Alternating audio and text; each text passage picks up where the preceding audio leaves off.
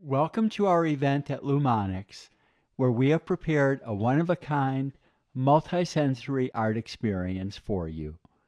Before we begin, here is a brief history in which you will be also seeing a lot of the light art that is not currently on display at Lumonics from a collection of over 200 works.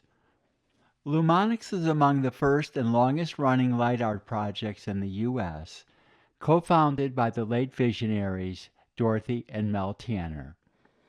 They are known for their Lumonics art form, which combines light, music, and sculptures to create immersive experiences, which originated in 1969 in Miami, Florida.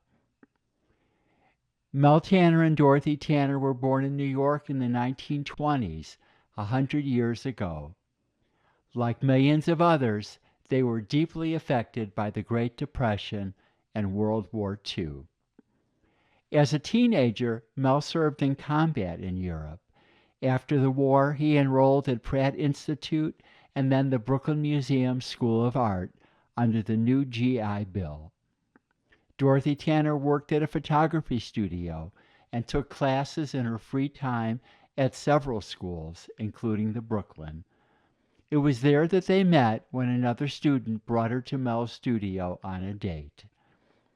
It was a time of chaos in the art world because so many of the great European artists living in Nazi-controlled countries had to flee and were welcomed by the art schools in the U.S.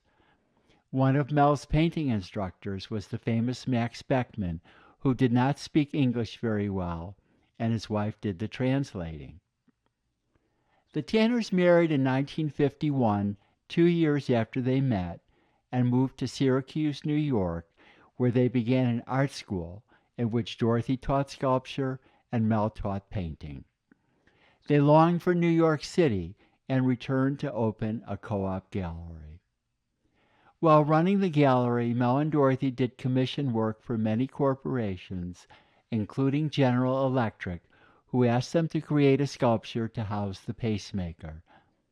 They chose the material acrylic glass, also known as plexiglass, which was and still is considered an industrial material, until the Tanners and other artists recognized its value as an art material, with its light-transmitting quality, lightness and weight, and durability.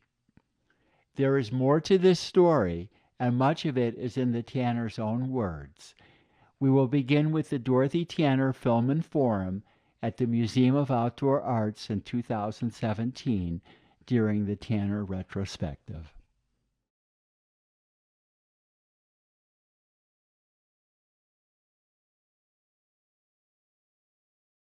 I'm Cynthia Madden-Leitner. I'm the founder and director of the Museum of Outdoor Arts.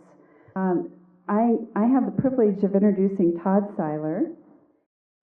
And Todd's going to talk a little bit about Dorothy and Mel Tanner and their work. And Todd is known as a cerebralist, an inventor, an author. And when I met him, he was writing a book called Think Like a Genius. And Think Like a Genius is a process that geniuses have used, and Todd has outlined all of the steps on how to invent and create in layman's terms, which is very exciting, and I'm very honored to have him with us today to talk to Dorothy and to talk about Dorothy's work. And it's fantastic to be here. When I first met Dorothy and got familiar with this world, I suddenly realized that what they have is this freewheeling kind of spirit of innovation that flows so naturally out of creativity, curiosity, wonderment, all the core things that we know when we look at and try to connect light and life. And, without those two fundamental things, we couldn't exist. And so in their work, what I see constantly, beautifully realized, is this intertwine, this eternal intertwine of light and life, like in our minds and nature, that are so natural, it's so organic, and they're embodiments, literally, if you think about it, matter, energy, material, and meaning, the things we imbue our structures and create things with. And in fact, I said to Dorothy at one point, I said, genius is everywhere, every day, and everyone in every way imaginable. because we don't see it. We don't see it until it's manifest in some way. So I see so much invention and innovation in these works that absolutely take us to what might be called a synesthesia experience. And I do hope that this body of work and way of thinking and understanding the world and enabling us through the plastic arts to literally have an experience of what enlightenment feels like, looks like, and everything that flows radiates out of it. That's so exciting. That inspires us. Because after all, right, inspiration is key to all of this. And even the journey that Dorothy's been on with Mel and with Mark Billard in the way they construct and devise these just elegant, gorgeous pieces that in fact have so much light and life and all the symbolism, metaphorically, philosophically, that comes with it, that's absolutely special. And in fact, is part of an area that they're going in and that they're moving towards even now as they use literally the light of art to heal, to allow us to actually bring that presence in our lives and see it and experience it in a very, I would say, not just artistic, a spiritual way, but in a way that enriches our lives in a really profound way.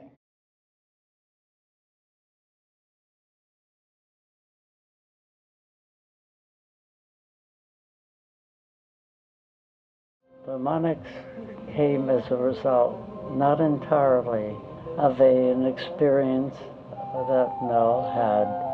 Mel and I came down to the facility to check out the fountain or whatever, and then we were walking across the parking lot to go to a diner to have a bite. Mel looked up and a light bounced off the wing of an airplane, and Mel saw himself the other side of the parking lot. He also did not entirely recognize me. He did not tell me of what he had experienced because it was so profound. However, he was changed by that flash of light. And so Lumonics, which was at that time After Image Studio or whatever we called it,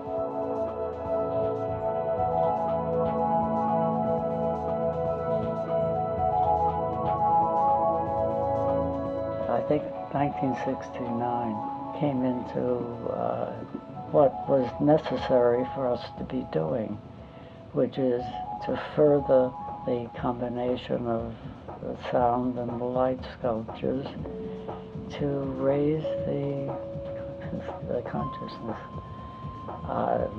It's such a flat phrase by now, but that's the best I can do. Well, you know, Mel and I had changed in many ways. Certainly, the fact that our friends were 20 years younger than we. They were the energy that spawned the 60s and the whole breakout that the 60s brought with it. These people that we were in touch with were young people, were finding other ways of being, other ways of living. And light, or certainly music, was very, very important. It was the vehicle of transmitting that vibration. We picked up on that. And our early light and sound theater incorporated these people as audience. We had a warehouse. The warehouse had been our studio. And then we took another warehouse that was adjacent to it. So we had a performance space and we had a workspace. Our studio was in the same location as the theater. which was a large warehouse with a 30-foot wall. Mel had a circular sculpture in the middle of it that came out. We fell into a time when there were light shows starting to happen. There were black light rooms, all kinds of art that was coming out of the 60s mentality, which was very the hell with the past and what are we doing for tomorrow? What are we doing right now? That is saying something. And we fell into that possibility, and we utilized it differently than the kids did, but not totally. We actually took from it and recreated what we were doing with it, which was pretty impressive. Yeah, you talked about at the end of the film that you really believe light and sound is a healing force. So could you talk a little bit about that? Well, you know, so far as light and sound, certainly sound, I had a gut recognition that this is a healing thing. The reason I keep going is because I do want it to continue to happen. I think it's valuable. I wouldn't like to think of having spent a better part of a lifetime on something inconsequential. On the other hand, no, not the other hand. I would like it to be appreciated for people to have it to do with as they will. I have to say that many scientists believe a discovery is an accident waiting for a prepared mind. Yes. So you're kind of preparing the minds through the work and so forth that you do in a very fluid, very imaginative, and very unbounded way, which is quite extraordinary. Being able to utilize the art, the power of the art, the light art, to create healing. Our experience in Miami and Fort Lauderdale, and I guess what's really kept us going is the fact that it's not just doing art, it's looking to combine the light art that we do and music to bring people to a better, a healing place. You start by getting a lot of plastic and electricity and some sauce. And a lot of different elements. And you start arranging them, start putting them together this way, that way, until it kind of fits. And it fits your aesthetic sensibilities. And then it starts to gel. Try not to call it too much of anything. You know, it's like, here it is. And but if you have to and really go further into it, certainly it's an art form. Yes, it is. I don't know what else you can describe that. It is very much a statement, but it's not one that, you know, I particularly want to verbalize or do I feel would be helped by verbalizing. It is what it is. You can take it from there. I've done this part. Do you feel like you do your part? Dorothy passed away in 2020 at the age of 97, 2 years after receiving the Denver Mayor's Award for Innovation in the Arts. After her passing, we studio members who have been part of the project since 1972 have been exploring new ways of bringing the light art to the public, including a virtual Lumonics production and introducing the Tanner's multimedia expression to a new audience and generation. This is the 5th installation of Lumonics that we have presented from the East Coast to the West. While each one has been unique, they have all had the vibe that is the essence of the multisensory expression.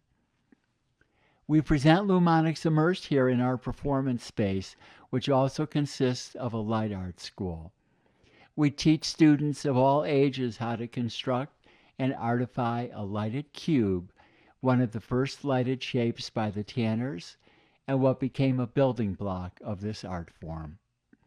The essence of the immersive experience is in its ability to inspire creativity and positively affect people on physical, emotional, mental, and spiritual levels, which remains true to the Tanner's original vision.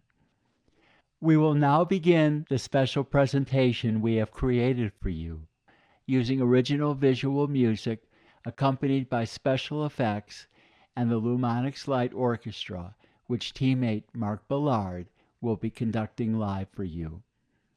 Much of the soundtrack was created by Dorothy in collaboration with Mark when she was in her 70s and 80s. It is a unique hybrid of jazz, classical, world, electronica, spoken word, and some other genres we haven't figured out what to call them yet. The video is from our 50-plus years of archives.